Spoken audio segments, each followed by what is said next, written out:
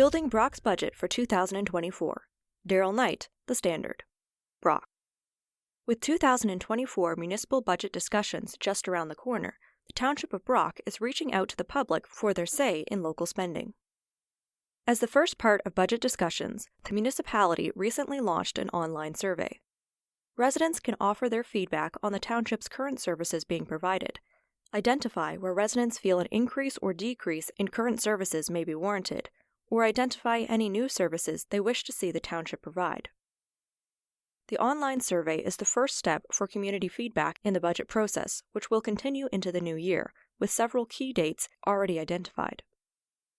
On Monday, January 29th, the township will host a budget kickoff presentation, which is an approximately hour-long information session to highlight key focus areas for the proposed 2024 budget, including a proposed tax increase. From there, budget deliberations are slated to take place between Monday, February 5th, and Thursday, February 8th. These are days set aside for department heads to make their pitches to council, highlighting their own operating and capital budgets, as well as new initiatives and staffing requests. Then, on Monday, February 12th, at 6 p.m., the township will host a budget open house before councilors give their final approval later in February. The special area of the township's website is packed with information, including a very comprehensive frequently asked questions and the resident survey. For further information, please visit www.letstalkbrock.ca. Ontario introducing new proposed measures to protect restaurant workers. Dan Kearns, The Standard. Durham, Kawartha Lakes. The Ontario government announced some new proposed protections for restaurant and service industry workers on Tuesday, November 14th. As part of the Working for Workers 4 Act, if passed, the new legislation will see a ban on unpaid trial shifts and will make clear employers can never deduct an employee's wages in the event of a dine and dash, gas and dash, or any other stolen property, according to a government press release. The restaurant industry is synonymous with fast pace. Long hours, physical demands, and I think we all know the occasional bad customer, David Piccini, Ontario's Minister of Labour, Immigration, Training and Skills Development, said at a press conference. He stated, "The government is focusing on protecting these workers because they are falling behind through no fault of their own." Minister Piccini noted, currently in Ontario, unpaid trial shifts and punitive deductions for stolen property are still common in the restaurant and service industries. No worker should have to cough up part of their paycheck when a table dines and dashes. No worker should be asked to offer their services for free in an unpaid trial, Minister Piccini added. The Ontario press release noted, studies have shown as many as 1 in 20 diners have left a restaurant without paying, while gas thefts cost Ontario businesses over $3 million in 2022. One of the other changes proposed in the legislation is requiring employers to post in the workplace if they have a policy of sharing and pooled tips, according to the press release. Minister Piccini explained 2 things. These changes are meant to give the hard-working people of Ontario a hand up, and the government is putting workers in the province of Ontario first. Scugog Chamber updates council ahead of the return of the candlelight walk and tree lighting. Dan Kearns, The Standard. Scugog. Scugog councillors got an update on how the annual candlelight walk and tree lighting ceremony, being held in Port Perry, has grown this year. At a meeting on Monday, November 20th, Carrie Ann Large, Executive Director of the Scugog Chamber of Commerce, presented councillors with information on this year's event, which is set to be held this Friday, November 24th. This year's event has grown immensely from what we did last year, and from what I believe and have been told, as well as what has been done in the past years, Ms. Large said. The event begins at 5 p.m. with a host of holiday-themed attractions for participants. This year's event will kick off in Palmer Park, where guests will be treated to many activities. Our event will kick off with our MC Jonathan van Bilsen, who will be joined by our town crier, as well as our new poet laureate will be on hand to do a reading. Once we get those formalities out of the way, guests will then wander the park and find activities such as Grinch pictures at the gazebo, and you will also see our friends from the Scugog Fire Department. They will be there to help educate everybody on fire safety and to man the fire bowls, Ms. Large explained. Other activities include a treat station, craft station, indoor farmers market, and holiday-themed games.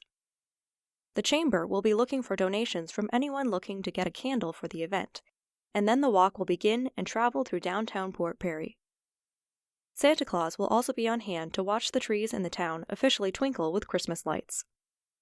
This year, you guys are far exceeding any candlelight walk we have ever had, and you've encompassed every aspect, Ward 2 Councillor Janet Guido said. It is going to be incredible. What should you do with your batteries? Courtney McClure, The Standard, North Durham. Do you know how to safely and efficiently get rid of your used batteries? People can keep their used or unwanted batteries for 6 months and then get rid of them along with their regular waste. However, there are specific ways used batteries must be disposed. For instance, used or unwanted batteries need to be put in a clear, plastic bag sealed with a zipper or other secure fastener. There are batteries which can and cannot be accepted for disposal. Acceptable materials include standard A, AA, AAA, C, and D batteries, 6-volt batteries, 9-volt batteries, and more. Lithium, button cell, and 9-volt batteries should be sealed with masking tape. This is advised as a safety precaution. Unacceptable materials include car/vehicle batteries, batteries that are leaking, and industrial batteries. After batteries are collected, they are sent away to be recycled. The company which takes care of the recycling process is called Raw Materials Company, Inc. They are located in the Niagara region. Respective staff at the Raw Materials Company, Inc. take the batteries apart and sort the resources from the batteries so they can be recycled and reused. Almost all parts of a typical battery can be reused, explained Ms. Dykman. Batteries contain steel, zinc, potassium, and other reusable resources. Those are all resources which go back into our economy. Durham region started collecting batteries via curbside in the autumn of 2012. Durham region residents have diverted almost 400 metric tons in household batteries since the start of curbside battery pickup. 400 metric tons is equal to about 400,000 kilograms. Durham region holds the title of the most batteries collected in a 24-hour period in the Guinness Book of World Records. In 2012, over 5,000 kilograms of batteries were collected. You can drop off all batteries at your local or nearest waste management facility during respective opening times. It is free to drop batteries off. For a complete list of acceptable and unacceptable batteries, please visit durham.ca. HKPR Health Unit to tackle the issue of nicotine pouches in a letter. Dan Kearns, The Standard, Kawartha Lakes. The Halliburton-Kawartha Pine Ridge District Health Unit, HKPR, is joining many other health agencies across Ontario in advocating against Health Canada's recent decision on nicotine pouches. During conversation on Ontario's proposed Smoke-Free Ontario Amendment Act, also known as Vaping is Not for Kids, on Thursday, November 16th, the topic of nicotine pouches being available to children was also discussed. Bob Crate of Northumberland pointed out these pouches are not regulated at all, to his knowledge, and asked if this is something the health unit should advocate regarding. Health Canada just announced they are regulated as a natural health product to assist in smoking cessation. The challenge with that is, as you point out, they are not regulated, so there's not an age restriction through the natural health product regulations, and they can be sold anywhere. You don't need a prescription for them, and they are nicotine. So even though the product says it is not intended for folks under 18, they look like candy and can be bought at a convenience store, local medical officer of health Dr. Natalie Bocking explained.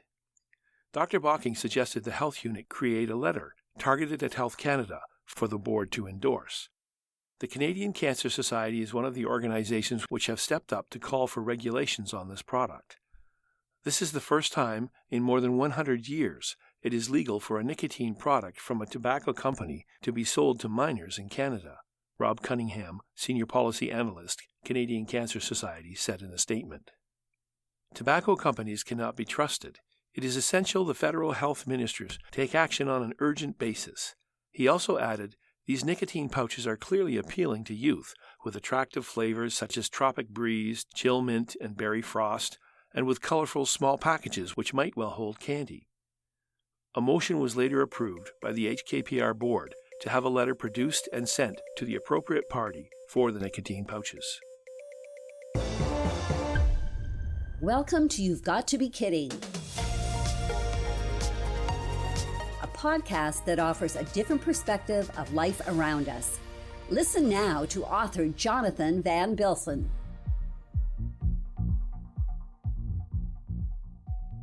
Having been born in the Netherlands, I naturally have an interest in the way the Dutch look at things. Masters of draining water from reclaimed land is one of the world's greatest innovations. Establishing tulip bulbs as a benchmark for currency in the 1600s was a forerunner to the global stock exchange. Of course, the adaptation of using windmills to cut wood, grind flour, and pump water revolutionized many industries. It is no wonder a constant bevy of innovations continue to emerge from this tiny yet ingenious nation. Amsterdam also boasts herring ice cream, a creation by Robin Alting that blends sweet ice cream with raw herring fish. Although unconventional, it's gained attention for its unique flavor, with Alting currently offering only samples of this curious concoction. The entire village of Veenhuizen, about an hour outside of Amsterdam, stands out as a place devoted to prisons since the 1800s. Originally a housing colony for the poor, the village transformed into a penal colony, now housing individuals serving time for minor offenses such as DUI charges. Dutch bathrooms feature an interesting tradition, a birthday calendar.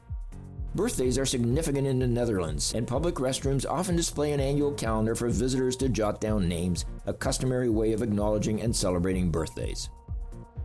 One notable aspect is the presence of outdoor urinals in cities like Amsterdam. Unlike North America, where public urination is frowned upon, Amsterdam offers free outdoor urinals to prevent people from urinating in areas like canals, presenting a practical solution to restroom accessibility.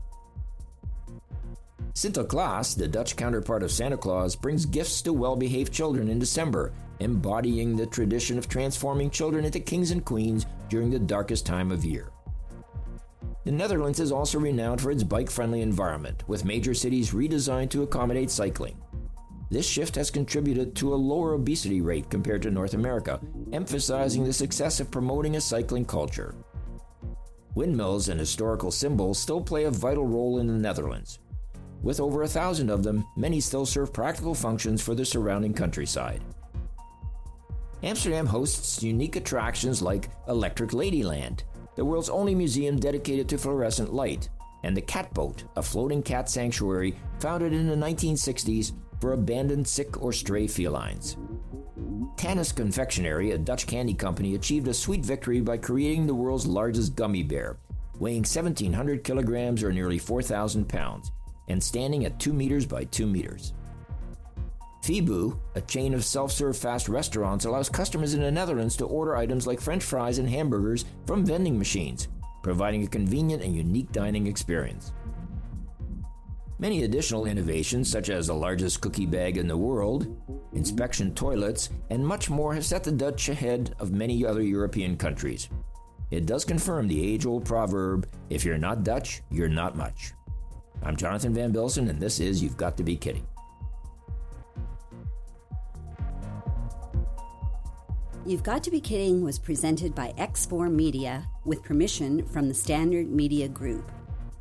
We endeavor to make all information contained in this program as accurate as possible at production time. X4 Media and the Standard Media Group are not responsible for any liabilities resulting from information contained in this program.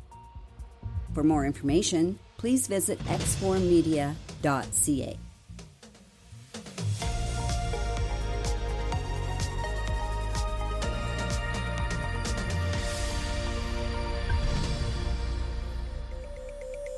The Standard Podcast was produced by Greenstream Studio for the Standard newspaper.